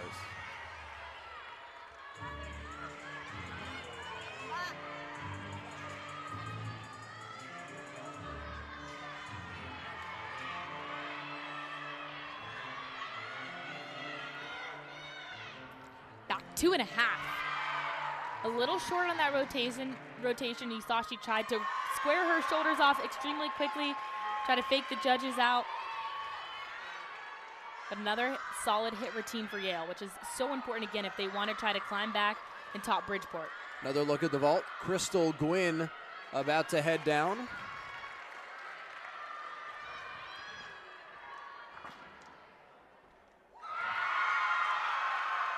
Another Yuchenko full, star value 9.95. The poses for the pictures. Just a freshman. We saw her nail down a very solid floor routine a few rotations ago. Bridgeport has some good vaults in these Yuchenko fulls. This is the Dykakis vault. The biggest thing is that they're all piking down a bit at the end, but that's something, if you get a little bit higher, a better block off the table, just pushing through your shoulders, you get a better rotation in the air and you have time to open up to find that landing with your hips opened up instead of piked down. Go back over to the bars, and Jacqueline Kutcher is up now for Southern, their third athlete to compete in this final rotation.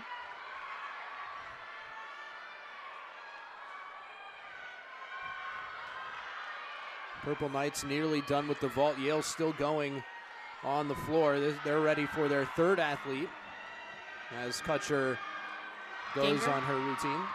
Just lost form in that Ganger, that same bar release move. We're doing a back salto with a half turn. Bail down the low bar. You want to land that in a handstand with your legs together. So some leg separation on bars here for Southern Connecticut. Blind full turn, double back. But a stuck landing, and that is the last thing the judges remember. You glue your feet into the mat, you get that stuck landing. Here's Charlotte Cooperman for the Bulldogs, sophomore from Massachusetts. Nearly stepped out of bounds on her last pass through. That was not on camera during the uneven bars. Nonetheless, gets set for another. This will be her double pike. Good awareness and that open for the landing. Chest just a tad low. I've seen her land that better before. But she has been consistent this season on floor. 2 9.7s, 1 9.75. And that consistency is so important for Yale because they can rely on Cooperman to hit. Last pass. Front 1.5. Normally she'll commit. Normally she'll add on to that, but just a Rudy. Go right back over to Bridgeport on the vault. Big cheer from the squad.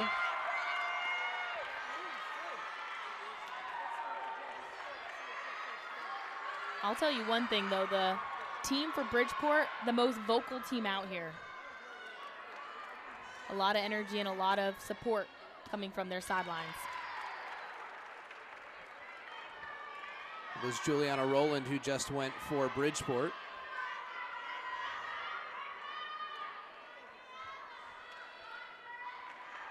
Southern Connecticut continues on bars. Not so bad on bars, some form that they can clean up, some detailed work. Handstand not quite on top of the bar, and that's what you want to see. Again, that leg separation on the bail, down to a handstand, so when you transition from the high bar to the low bar, the better controlled, the higher the score you'll get. Full turn connected to the dismount. Again, bonus points coming from that. If you're not just going straight out of a giant into your dismount, but you add that full turn right before, you're gonna get that bonus 1/10 of a point. Head back over to Yale on the floor routine. Rebecca Chong, junior from Virginia, hopes to help lead Yale to a victory this afternoon. And pay attention to her first pass, very difficult. Double pike, too much energy. She actually changed that from her original first pass, which would be a double Arabian, so just competing the double pike today. You can feel she had a lot of energy and a lot of power on that first pass, almost too much that she just couldn't control it.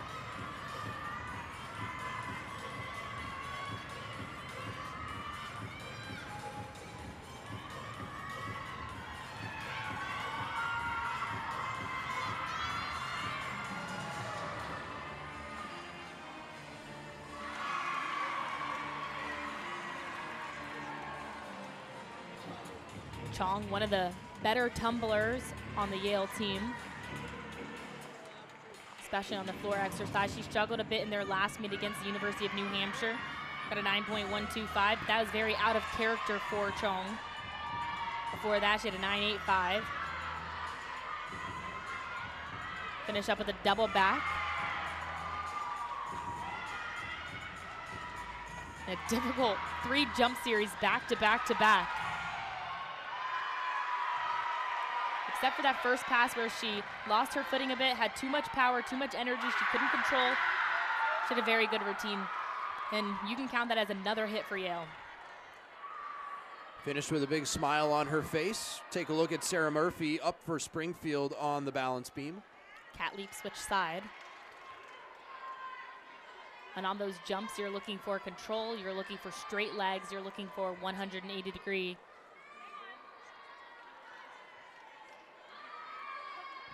Split as well.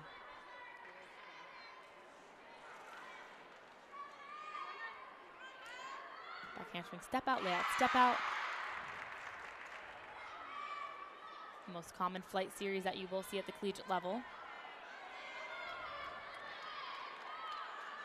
Sarah Murphy set a season high on the beam last week, 9.575. Dancing through and breathing through this routine as well, trying to keep herself calm.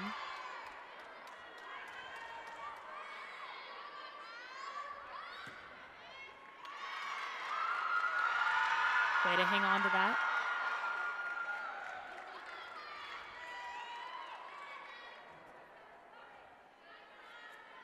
Beam is really the most mental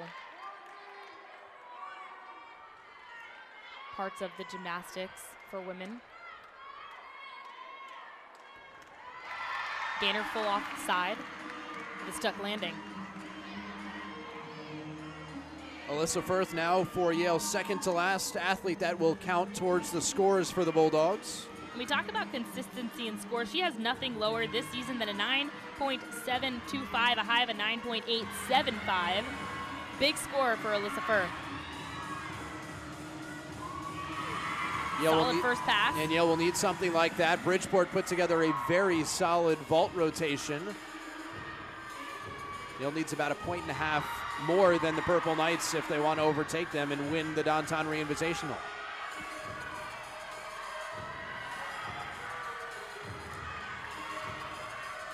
A lot of height on that jump sequence.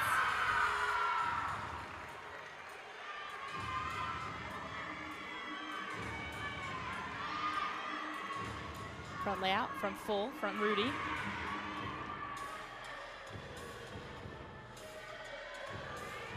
What I like about Firth is, again, just becoming an all-arounder, looking good on all 4 events. She competes so well as well. She practices at 120% practice, and it shows out here in competition. Ends her routine right on the beat as well. Nice rotation for Alyssa Firth for the Bulldogs. She is the all-around performer this afternoon for Yale. Came into that event with a 28.275 through the first 3. Pressure's on right now for the Bulldogs. Their final athlete to go in this floor exercise, Kiara Elaine. Last year, Yale won the Tonry Invitational by a margin of 0.05 over Bridgeport, and it looks like it will be just as close this year between these two teams based on the 4th rotation. Springfield hanging on beam. Springfield, the only Division III program in this quad meet. They compete in the NCGA, the National Collegiate Gymnastics Association. That's their governing body. Which is composed of 14 different teams. But they get the experience here competing against teams like Yale and Bridgeport and SCSU, where you're building on that experience and you can carry that to your national competition at the end of the season. And although you are competing against other schools in the meet today, you're also just competing against yourself, trying to get a better score for yourself and your program week in and week out, so that when you do have to go to those postseason meets and championship type meets, as a team, you're focused and ready to go. You're not worried about the other schools. What a strong first pass for Elaine, a double back. Practically stuff, and she can, again, put up a big score on the floor exercise. Front layout, front full. Dances right out of it, tries to avoid that deduction if you don't stick it. And she has a lot of fun in her floor routine. She got to combine this season some of her music from her freshman year. She said she's been waiting for this, a little Beyonce in it as well. Last year she had some Michael Jackson moves in the middle of her floor routine, so she likes to put on a show, especially at home.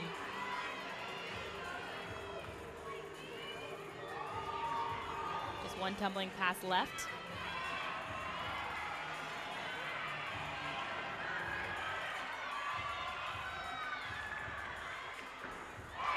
Again, controlled, reliable, inbounds.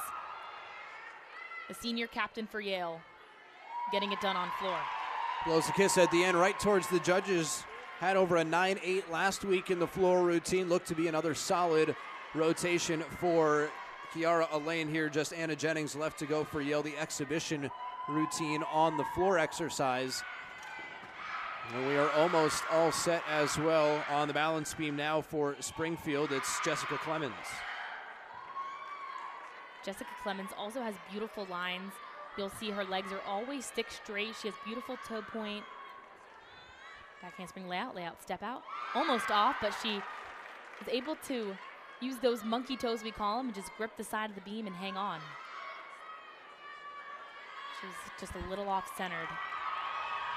She is the all-around performer for Springfield this afternoon. Switch leap.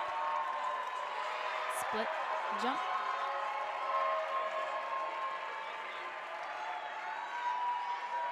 A true competitor. She very athletic.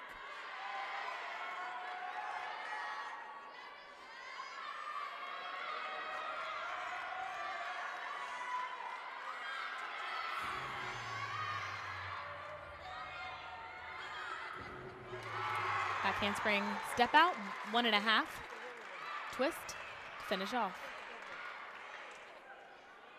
Jessica Clemens all set for Springfield. Now they just have their final exhibition routine to go as well. That'll be Leah Jewett in just a few moments. Here's Anna Jennings set for Yale's exhibition routine. Anna Jennings, also the sports information director for the Yale gymnastics program. So doubling up on her responsibilities for Yale gymnastics. You know she'll have that insider info when you need it. Exactly.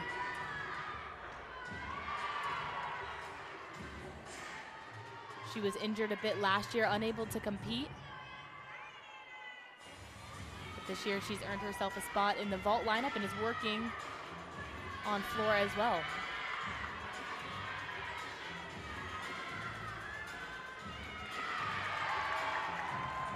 And right now in an exhibition, you're not looking for them to stick their landings. You don't want to risk an injury when the score doesn't count. You just want them to learn how to compete in this environment, to see what your routine is going to get scored by the judges. And it's really all just a learning experience here. So you don't expect these exhibitions to be perfect. You don't expect stuck landings. Is that difficult at all for the athlete when it comes time for competition and they have to stick the landing after not having to practice it during this exhibition routine? A bit, but a lot of it is again about preserving the bodies of the athletes. And when you are trying to stick a landing, a lot more goes into that, and you do have the risk of injuring your ankle and so forth. So you don't necessarily practice sticks during practice. But I liked that routine from Anna Jennings, and you could tell she had a lot of fun with it. Finally here, this is Leah Jewett completing the final exhibition exercise of the afternoon on the balance beam. She is the final athlete to compete this afternoon. We'll have final scores following the completion of this beam event.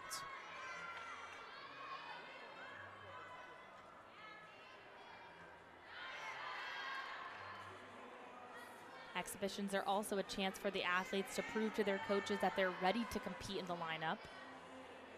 So sometimes the athlete will put more pressure on themselves during an exhibition, just knowing that you are fighting for a spot in the top 6. So exhibitions are actually used for a variety of reasons. You're coming back from an injury, you're working on getting into the lineup, or you're just working on competing in this environment.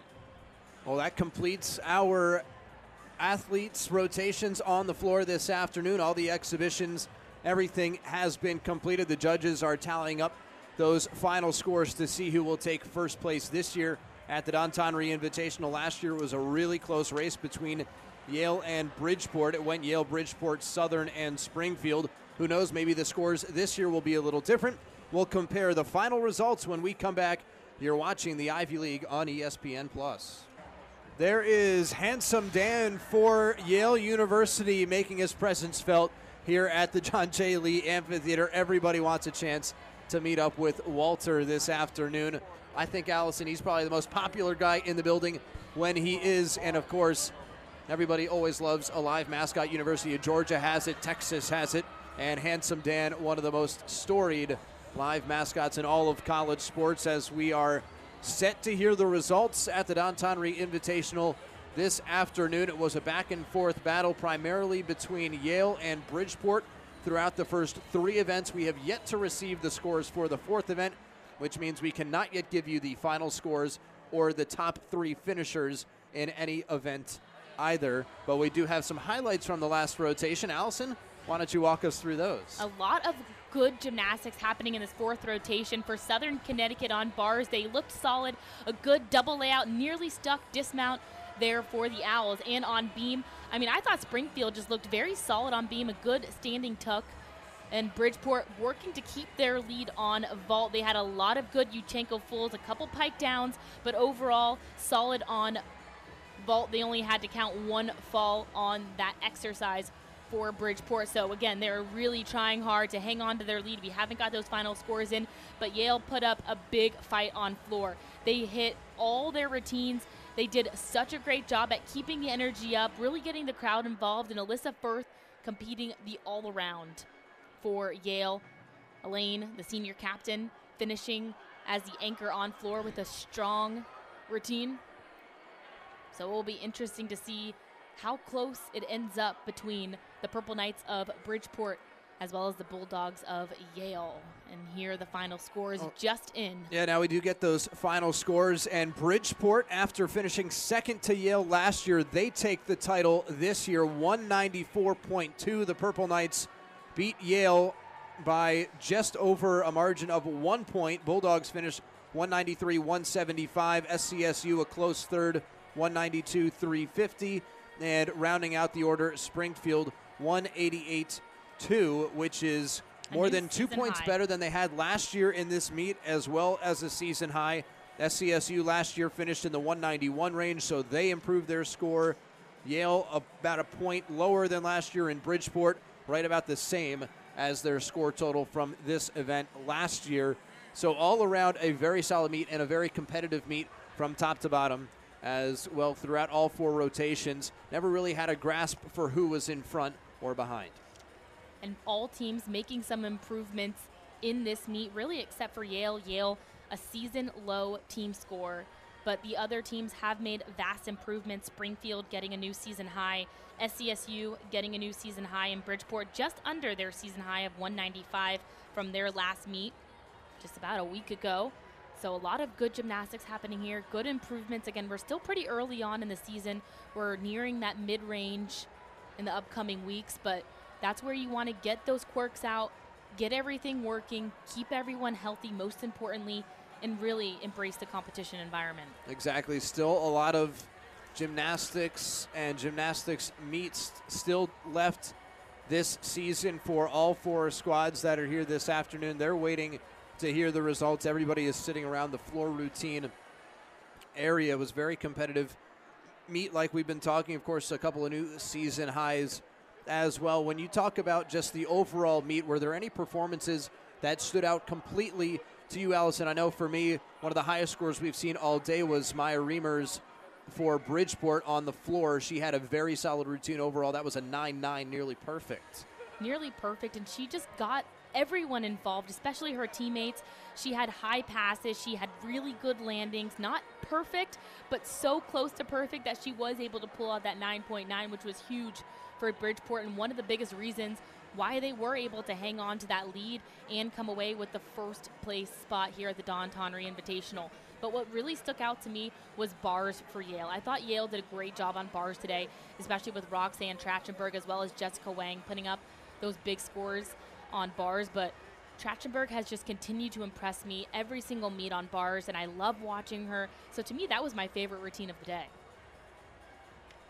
We're still waiting on some of those final results. We've got incomplete results, but we don't want to spoil anything in advance in case something in that last rotation changed the scoring. And based on what we saw in those final results, and from what we saw with our own eyes during the last rotation, somebody may have entered the top 3 in certain events, so still waiting to hear about that.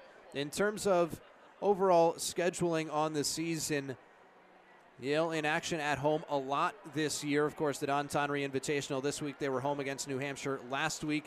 Next week on Friday, they'll be on the road down in the nation's capital, George Washington, where they'll also compete against William and Mary and New Hampshire once again. And then 2 weeks from tomorrow, they will be home against Brown for their final home meet of the season. And Allison, that brings up a couple different questions. When New Hampshire's involved last week and then again next week for the Bulldogs, is there any sort of scouting? Do they have to look ahead and see what New Hampshire is doing, or is it more of just what did we do against New Hampshire that we can improve upon against them next time? I think you hit it on the head earlier this meet where you said, hey, it's an individualized sport, so you're really just competing against yourself every single time you're up in a meet. You're trying to improve your overall team score so that when they get to the Ivies at the end, they're able to win the championship. They had back-to-back Ivy League titles, back-to-back ECAC titles for Yale. So you just want to keep improving on your own score, and really it's an individualized sport, so you're not necessarily scouting who you're competing against, but you're working on fine-tuning all of the little details in your own performance. For Bridgeport, although today they were in the Southern Connecticut area, still not a home gymnastics meet for them, and they'll be on the road for pretty much another month, as their next home meet isn't until March 9th against Cornell. They do host the ECAC Division II Championship meet, however, and that'll be against Southern and WCU as well. And speaking of Southern, their schedule going forward also isn't too friendly, although it's tough to really judge friendly or unfriendly depending on how some of these other teams compete week in and week out, but they'll be on the road for the next few weeks as well. In fact, Southern only has one more home meet on the season. That is against Bridgeport in their senior day meet on March 16th.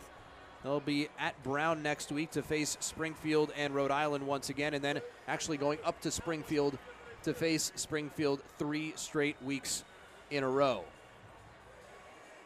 A lot of gymnastics to be had in the upcoming weeks, and the key to that is keeping the bodies healthy. You want to limit the reps in practice. You want to keep everyone at 110%, and you have to battle through those injuries that come up mid-season. So for all teams, a good meet today, a lot to take away from it, and a lot to improve as well.